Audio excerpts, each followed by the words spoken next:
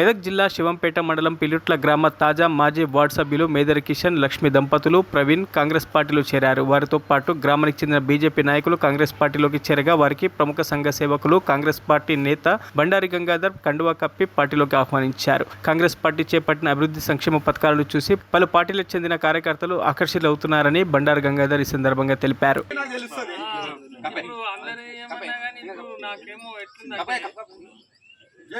గ్రామంలో నుండి మా యొక్క గ్రామ పంచాయతీ పాలక వర్గంలో మేదరి లక్ష్మి కిషన్ గారి దంపతులు వార్డు మెంబర్గా ఎంపికై ఈ యొక్క పాలక వర్గంలో కొనసాగినారు.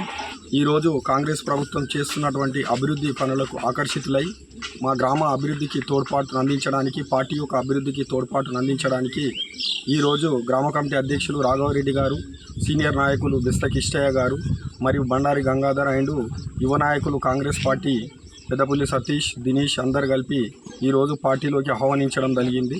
సాధారణంగా ఈరోజు పార్టీలో చేరడం జరిగింది. అదేవిధంగా పిల్లి ప్రవీణ్ ఇతను బీజేపీలో కొనసాగాడు. నేటి రోజున కాంగ్రెస్ పార్టీ యొక్క అభివృద్ధి సంక్షేమ కార్యక్రమాలను చూసి ఈ 5 గ్యారంటీలకు అతను ఆకర్షితులై కాంగ్రెస్ పార్టీలో జాయిన్ అయ్యాడు.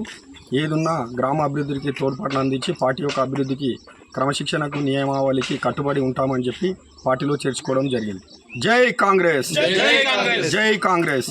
మరిన్ని అప్డేట్స్ కోసం మా ఛానల్ని సబ్స్క్రైబ్ చేయండి.